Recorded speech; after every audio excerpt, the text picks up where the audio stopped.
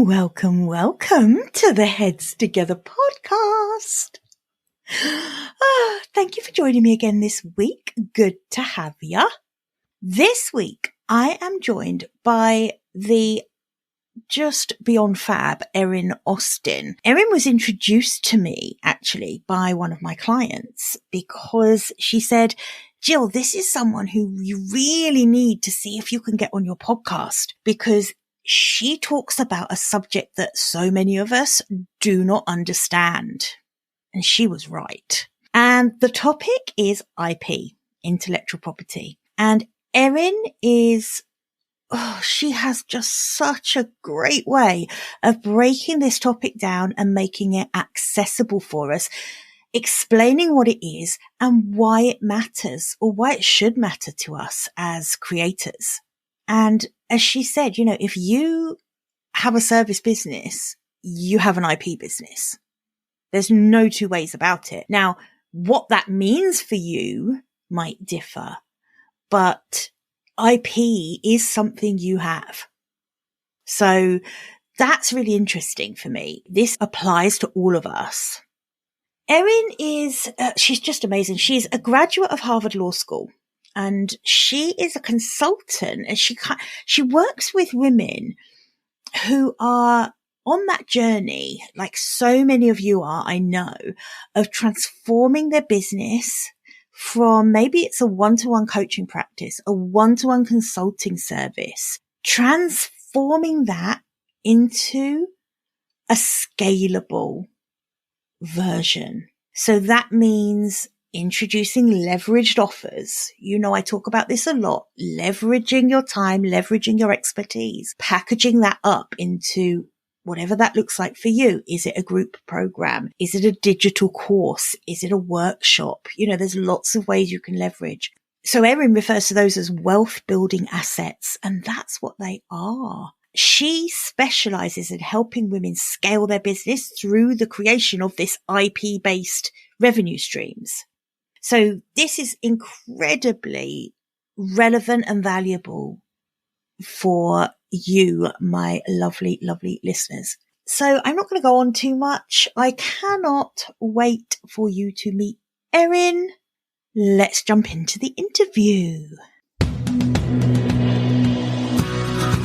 Welcome to the Heads Together podcast. I'm Jill Mokes and I am obsessed with cutting through the noise when it comes to growing your business.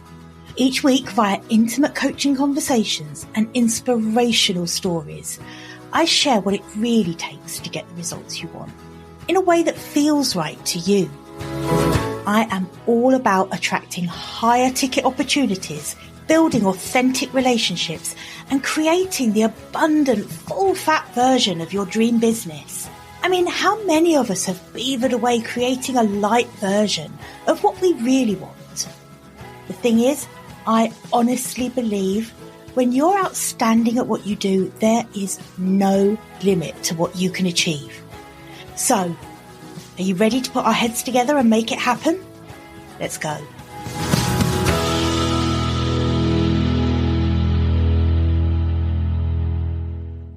Hi, thank you so much for joining me. I'm thrilled to be here. Thank you, Jill. Oh, it's an absolute pleasure to have you.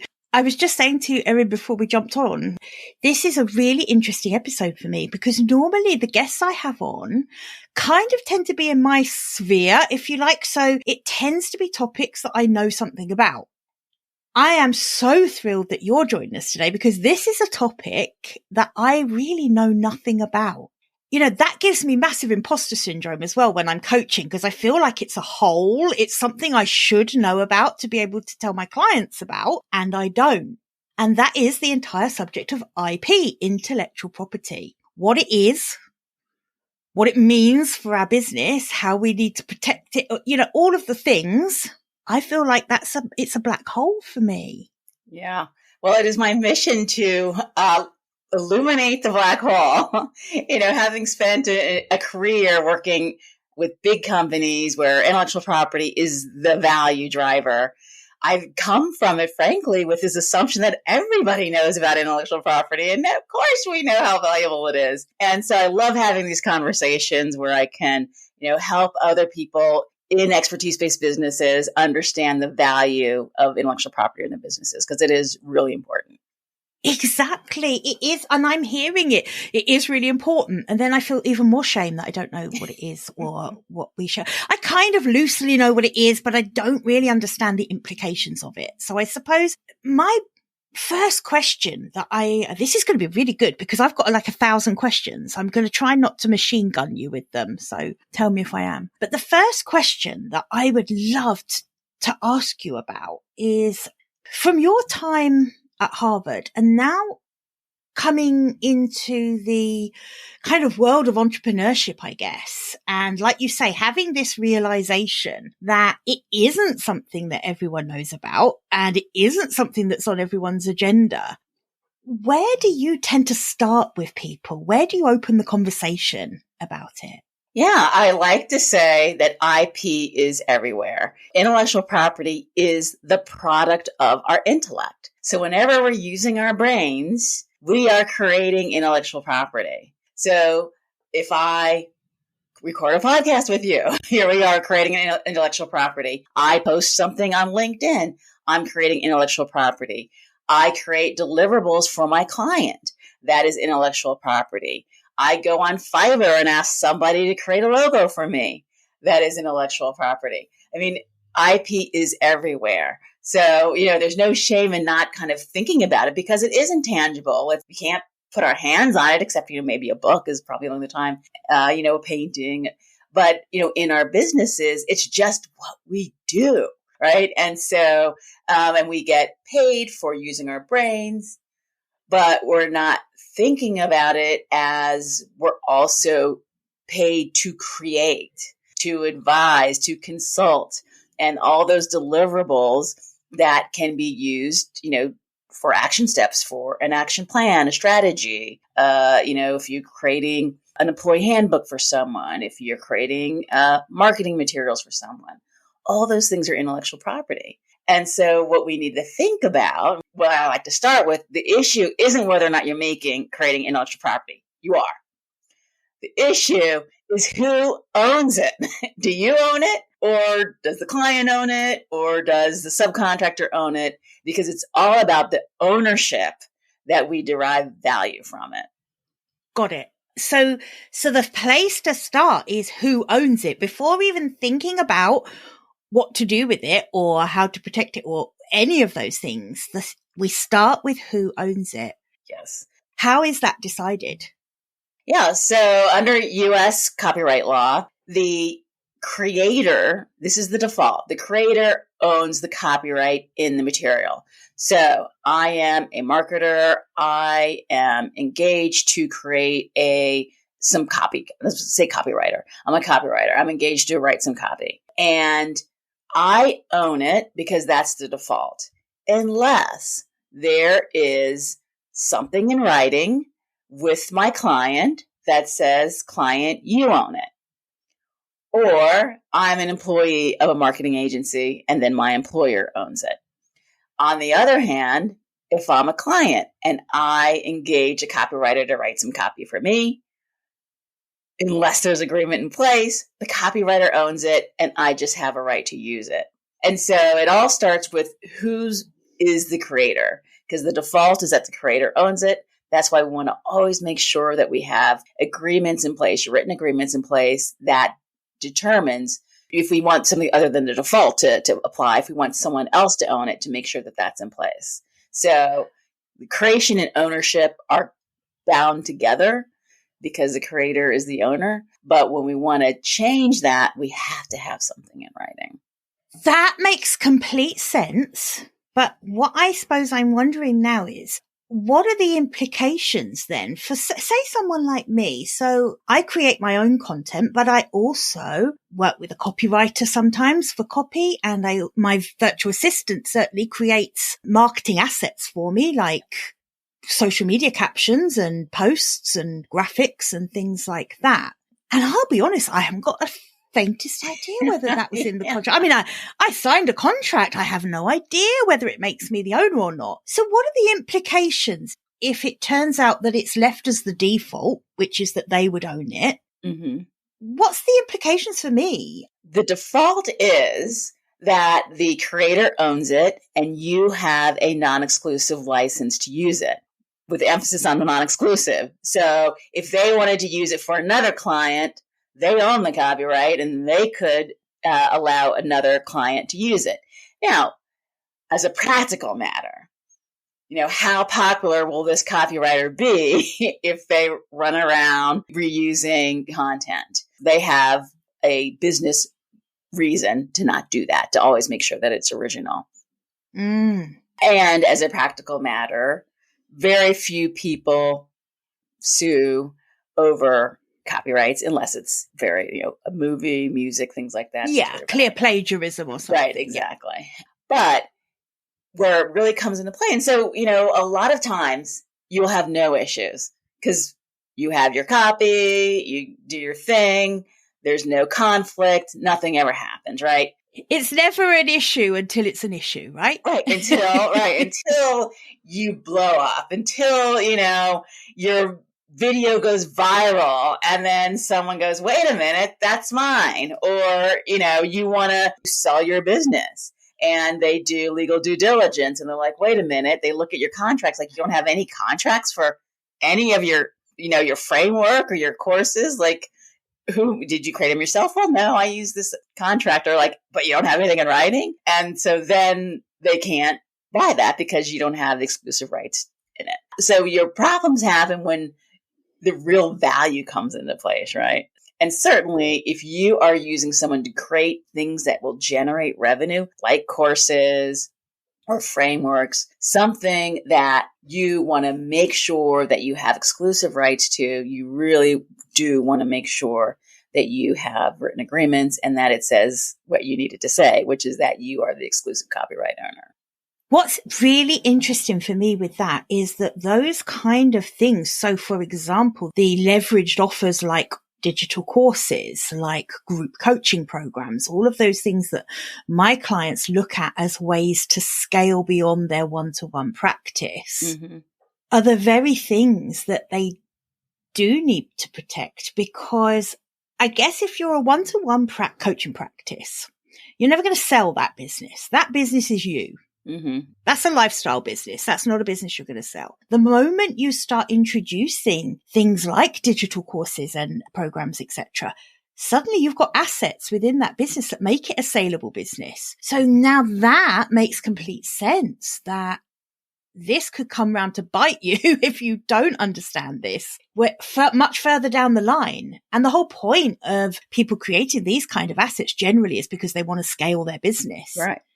And it can bite you even sooner than down the line. So let's say you are doing one-on-one services and you are doing it for a client, a corporate client that requires you to sign their services agreement.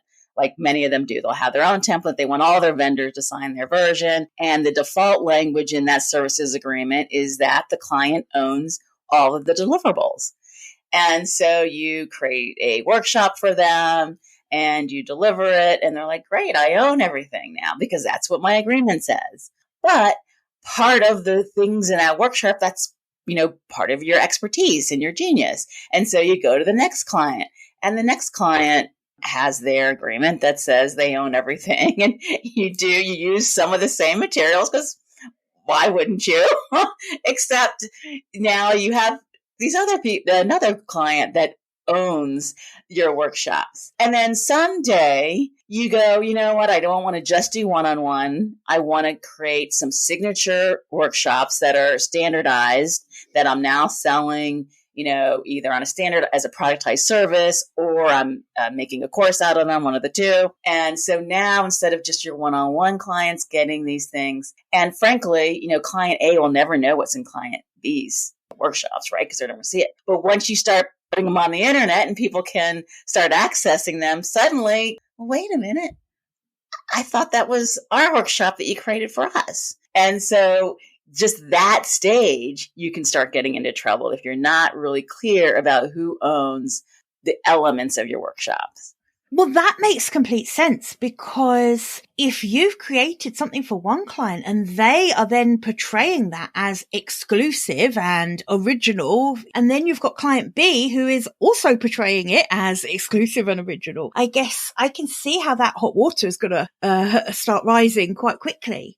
Potentially, particularly as you say, if then you turn it into a standardized model and actually start publicizing it yourself. Gosh, now that does make complete sense. Yes. Erin, is this just for people with big values at stake? Or is this something that everyone really needs to start thinking about? It's something that everyone needs to think about. And I want to just make sure that we don't think that IP is just this big elusive thing. It really is as simple as owning it and protecting it is as simple as a 2-page services agreement. I mean, you may have corporate clients that send you those 50-page MSAs, but it's not that complicated. There's only like 1 page of that MSA that is about the ownership of the intellectual property. And it really is as simple as, when you're hiring a contractor to have that SOW that clarifies that you own all the deliverables, that is 1 paragraph. And that makes sure that you own everything. And when you are working with your clients and there are deliverables, that you make sure that you are reserving and carving out your pre-existing works. If you're an HR consultant and you're bringing, your own workbooks and exercises to it, you make sure that you're still going to own those after the program and that you'll be able to use them with other clients. That's not a big whole agreement. That's literally 1 paragraph of your services agreement. And so, making sure you're reserving these rights or collecting these rights from your employees and subcontractors is a simple process. Now, you're not going to want to, have grand plans for all of it. You're going to own it. And then someday, maybe you want to create that course. You want to write the book about it. And then but you want to make sure you own those so that you can register those public-facing documents in the Copyright Office and make sure that you can protect those. So, that ownership does not require registration. So we own it when we create it. We own it when we hire somebody. The registration process would come later if we think that there is like big value in it that you would want to protect against third-party infringers. Yeah, that makes sense. So as a consultant, say, and using that workshop example, if we do at some point want to kind of commoditize perhaps our way we do workshops, we want to at some point, should we then be really paying really close attention to those big contracts that are coming from bigger clients? And do we push back at that point? Do we say to them that, how does that work? How would you have that conversation to say, actually, I'm not willing to sign over everything because I need to be able to retain that part of the intellectual property in case I want to sell something similar or create a framework? Yeah, believe it or not, the client, when they send over their template, they absolutely expect for there to be some modifications made to it. It's very rare that someone just signs something that comes back over to them. And they will have just standard language. They're not thinking about your business. They're just thinking about their business. And it will just have that standard language in there for you to add a very simple couple of sentences that reserves your pre-existing material. I guarantee that there is not a client on the planet that will object to it unless they do believe you're creating something original. Like if they're hiring you specifically to create their own in-house workshop, then they would expect that. If you are a writer, they would expect to own that. But if it's something where you're bringing your expertise in and helping them solve whatever problem they have, they do not expect to own your materials that you bring to the table. They do not. And they will not object to adding that. And, I will say, I've been doing this a really long time, and I've reviewed a lot of agreements with very, very large companies. And there's one, which I can say in the entire world, because I think I've worked with most of them, there is one that said, no, you just sign what we had. One. The others were, Fortune 50 companies that, they do. They do. Yeah. So there's definitely an expectation that you take good care and have your own little, like you said, it doesn't have to be complicated. It's a couple of paragraphs or whatever. That makes sense. So what that's brought up for me then is, how different does your IP have to be seen as fresh, new content? How would that be decided? Yeah, well, when we're creating, it does need to be original, right? Yeah. And so the Copyright Office does not vet what you write against the world, right? So if I write a book and I say it's all original, I register it with the Copyright Office, it isn't until someone reads it and says, wait a minute, she stole from me, that anything will come from that. Like, there's not some tribunal out there that's looking to see if you plagiarized. So the person who claims the original copyright is the only person who has a claim against you. So that is up to us to make sure that we are creating original materials. Obviously AI has been very big in the news recently. Yeah, that was going to be something I wanted to talk about for sure. It is on you to make sure that AI hasn't plagiarized. It does not do plagiarism checks. It just scoops up whatever information it has and spits it back out. Sometimes they provide, source material. Sometimes it doesn't. And so that is on you to make sure that it's original.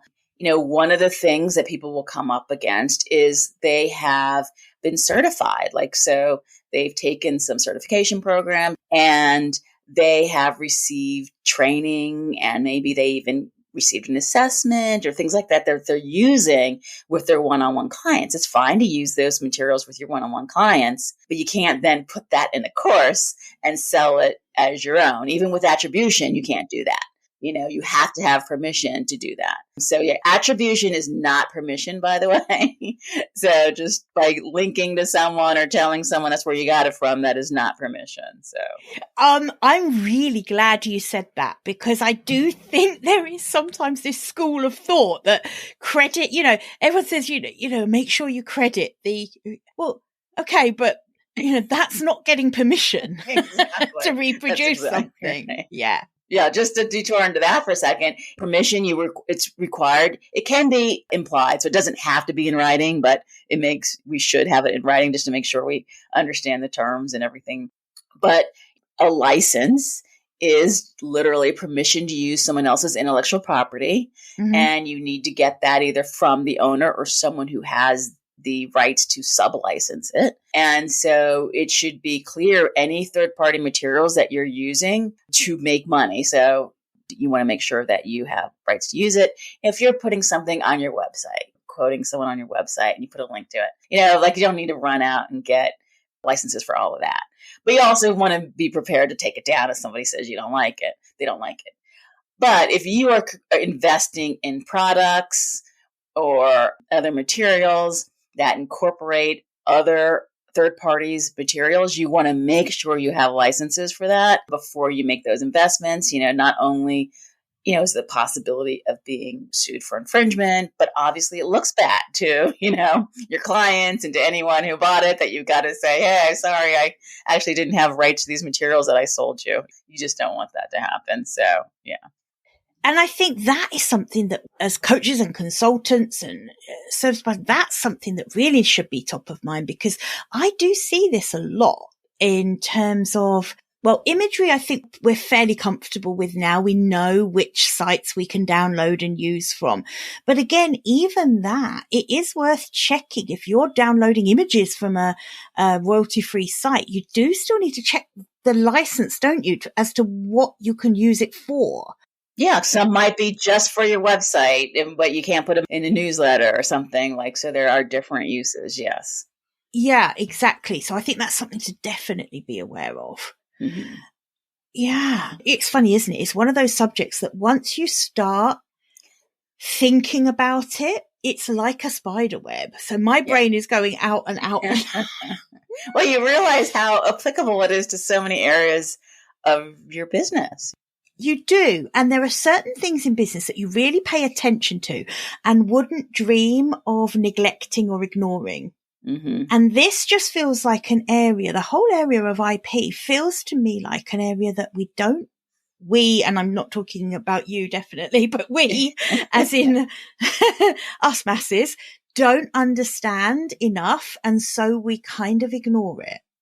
Yeah. I mean, I think people think intellectual property is kind of for the lawyers and it's for the big guys. It's software, or it's, products, patents and things like that. But it's not. It is as much part of our business as our financials. So, we are marketers, but we still understand our financial statements, right? That's right. And so we are service providers. We need to understand our services agreements. We do.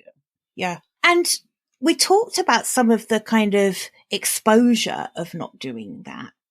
How do you sell this to clients who you might talk to and might say, oh, I don't think that applies to me. I don't really have anything in my business that I'm bothered about. What is that motivation that people need to take care of this? Yeah. I mean, you need to be thinking about the future of your business. The reason we invest in assets is that it future proofs our business. It makes sure that we are able to grow it. If we want to graduate from one-on-one services to something that is scalable, to something that is independent from our time, to something that perhaps we can sell someday, that requires assets, and the assets in the expertise business, that's intellectual property. And so it's not, if your trajectory for your business is to continue to provide one-on-one services, it really isn't something you need to worry about too much. But if you do want to create some leverage, then the only way to create leverage is through creating your intellectual property, which meaning you need to own it and control it. And so the other way, even with the one-on-one, I'm going to make this detour too. Mm-hmm. When we have agreements that have what I'll call restrictive covenants, so either non-competes or non-solicitations, those are things that restrict what you can do, like how you can run your business after the engagement is over.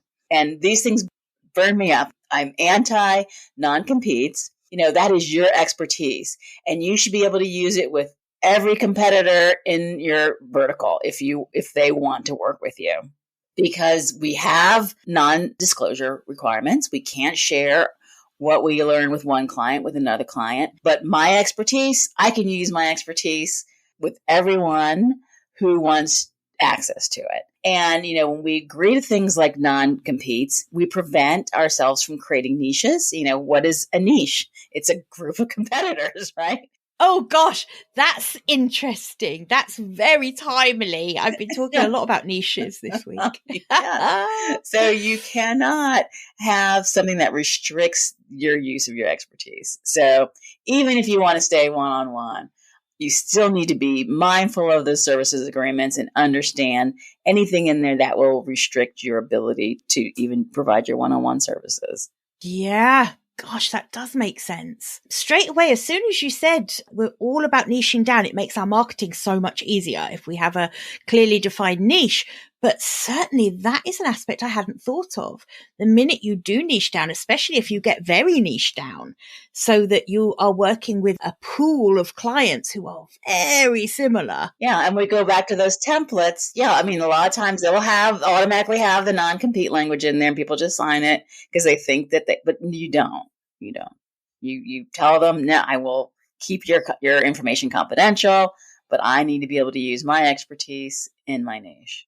That's very clear. I get that. That is very clear. Tell me, Erin, a bit now about where you come in with this. How do you help your clients with this?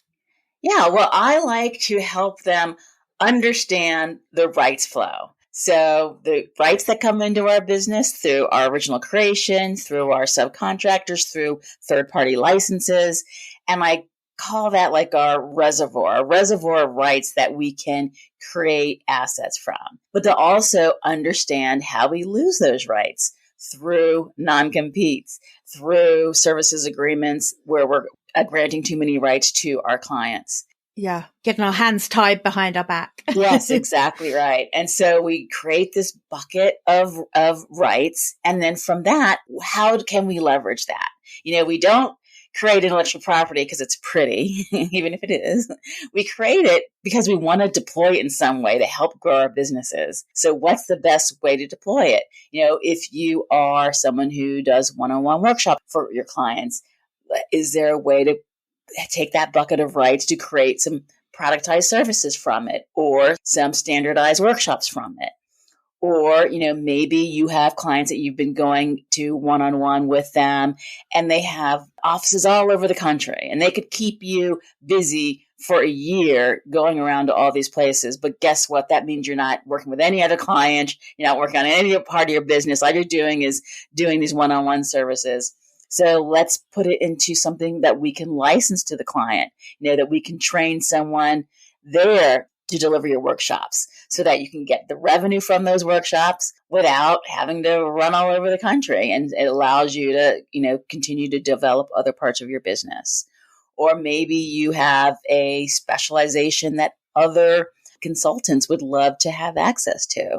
So, we have a lot of DEIA training happening in the US right now. The accessibility piece is relatively new. We've had these rules about what we need to do with our websites for a decade. No one was doing anything with it, right? Until recently. And so maybe, you have developed a process for making websites accessible, but other consultants don't know it yet. So they can license that expertise from you. So there's different ways that we talk about packaging those rights that they have made sure that they put in their reservoir for ways that are scalable, either scalable services or scalable products to help them grow their businesses. So that's what I work with people to do. So I just suddenly was thinking, so the work you do with clients helps them really differentiate their offering as well, because I'm thinking, the internet is awash with free content. Mm-hmm. We can literally, my God, you can look on YouTube for how to do anything. Yes. I frequently do when I've broken something. But what you do is help clients find opportunities where they set themselves apart from that sea of free information. Okay, that really makes sense. Mm-hmm. Yeah, I didn't say this at the beginning, but, intellectual property is a legal monopoly. Yep. When you have intellectual property, nobody else can use it without your permission. Either they have to buy it from you or they have to license it from you. Any other use of it is a infringement of your IP that, you have a claim against. So talk about exclusivity. If we talk about our unique positioning, intellectual property is by definition exclusive and unique. And it also means that if you are offering to license something you've created to a client, your example of DEI training was a great one. If you're thinking about licensing something that you've put together for that so that they can then roll it out internally, mm-hmm. the moment you position it as such that they have to license from you to do it, you can put a higher price point on that offer straight away. And that's all about the positioning of it. It's all about the fact that, no, this is valuable content that I have spent time creating, getting feedback on, whatever you've done to create this very definitive version of the content that you want to share. And I see that as a massive plus as a creator. It straight away positions you as more of an expert in that area. It allows you to charge a higher price point. That's aside from the fact that you're protecting yourself. That's just the marketing spin on it, if you like, I guess. Right. Yeah. Well, speaking of building your brand, the more people you can reach, the bigger your brand becomes. There's a finite number of people we can impact on a one-on-one basis, right? But once we start licensing our materials, either to clients who are rolling it out themselves, that means before we could only maybe handle that one big client a year, but now we have multiple clients, even if it's on that level, or if we are licensing it to other providers who are then going out in the world and using our materials, or if we're selling it online, we increase our reach and our impact when we scale. So not only do we increase our income, but we also increase our reach and impact as well. Absolutely. And that, after all, that is the secret to scaling, isn't it? And it's something we all crave, is to leverage our time. I'm a really big believer that there is so much value in working one-to-one with clients. It's what gets the biggest transformations for clients, but it's capped. It is. There is one of me and there's 24 hours in my day, the same as anyone else's. So I think, as business owners, we have to be looking at ways of leveraging our time. But now what you've brought into it for me is it's not just leveraging time. It's leveraging your expertise, I guess. It really is leveraging the unique content that only you could pull together in the way you've pulled it together. Right. And being able to reach audiences that you might not have otherwise been able to. I mean, assuming that you are charging premium prices for your one-on-one, and there are clients that would love to get access to your expertise, but just could not afford you, to have it packaged in a way that they could still get some of the benefits from it, but at a different price point. So that helps you as well. Yes. I just had a thought. We're both podcast creators. These podcast episodes are IP, right? Absolutely. Yeah. Our show notes are IP. Everything about this is IP. Yes. And by the way, I don't know if you had it because I didn't fill out your intake form, but do you have on your intake form something that gives you the rights? Well, no, Stacey did it. But. Oh, okay. Thank you, Stacey. You did it very well. But does it say that you own the rights in your podcast so that you can? Well, no, it doesn't. Do you know, all it says at the bottom, it says something like, do you agree for me to publish it and to use, your headshot and all of that kind of thing to promote it? But it doesn't actually say, do you acknowledge that this is my intellectual property or anything? So that's one for me to get on and think about for sure. Oh my goodness. I know my audience quite well. And I know that there are going to be so many people sitting at home right now going, damn. I need to think about this. God. With that in mind, Erin, can you clear your calendar? No. I'm just thinking, if anyone wants to go deeper on this, because there's only so much that we can cover in a podcast episode. And I think it was really important to me that we got across, what it is and why it matters. But if someone feels like maybe they're on the cusp of really starting to scale their business and this has really resonated as something they need to be taken care of, or someone who just wants to do things right from the outset, which is always the camp I fall into. I've always been someone that tries to put every single right process and piece of compliance and everything in place right from the outset, because I think it makes your life so much easier. First of all, where can they find you? And how can they reach out? Yeah, well, a couple places you can find me. One, my website is thinkbeyondip.com. And there I have some free resources. You sign up for them and you'll get on my email newsletter list, which comes out weekly. I also have a podcast called Hourly to Exit, where I talk about the journey from, the unsustainable hourly model to one where hopefully you can sell your business someday. And that is a mixture of guests as well as solo episodes where I chat about IP. And then I also have a LinkedIn Live. You can always find me on LinkedIn Live. I'm the the OG Erin Austin, because I've been on it so long that, I was the first one. And, I love that. I did not know that about you. Yes. That's awesome. Yeah, and I do a LinkedIn Live the last Wednesday of every month. And I'm always taking requests for topics where I just go on and talk about a topic of interest to audiences like yours. And it's live, so interactive, and can ask questions. So. Oh, that's cool. Can people submit questions to you beforehand? Yes, absolutely. Absolutely. Connect with me on LinkedIn. And then send a question over. Oh, that's great. I like that. I love that format. That's a good idea. Erin, thank you so much for coming on today. I'm going to put links, all the links you just mentioned are going to be in the show notes. I really would urge you to have a listen to Erin's podcast because it is great. I love it. So do have a listen into that. And also sign up for her newsletter because it's very useful. Like I say, I was saying to Erin beforehand, I kind of wanted to come at this conversation quite fresh from a place of not knowing about IP because I wanted to be able to ask the basic questions. Hopefully I don't get loads of emails back saying, Jill, we all knew exactly what it was. God, bloody hell. Why have you given us the... But I don't think so. Like I say, I know my audience pretty well. I think everyone's a little bit in the dark about IP and what it means to them. And I think you've shined some light on that for us really well. Thank you so much for joining me. Well, thank you for having me. It's been wonderful to talk to you. Thanks, Erin. Bye for now.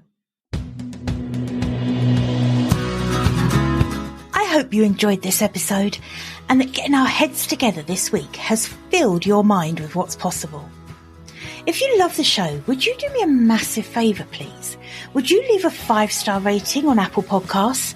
It would really help me put more heads together, reach more ears and expand more minds. Until next week, bye for now.